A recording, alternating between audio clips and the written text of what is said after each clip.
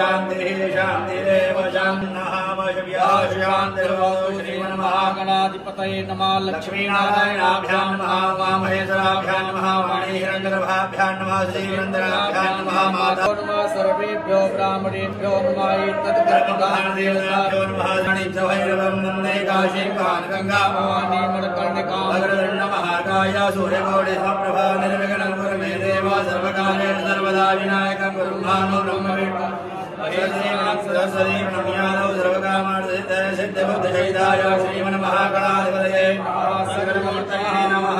सङ्कल्पः हस्ते जलाक्षद्रव्यं चादाय विष्णु श्रीमद्भगवतो महापुरुषस्य विष्णुराज्ञया प्रवर्तमानस्य जगत्सप्तमे युगे कलियुगे कलियुगस्य प्रथम चरणे जम्बुद्वीपे भूलोके भारतपुराणोक्त वेदोक्त शास्त्रोक्त पुण्यफल प्राप्त्यर्थं शारीरिक मानसिक सर्वत्र जय विजय यश कीर्ति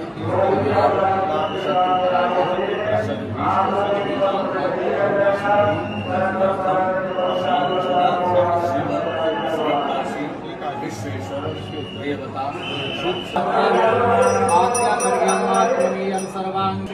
ईश्वरीं सर्वभूतानां गन्धं समर्पयामि अलङ्कारार्थे यक्षतां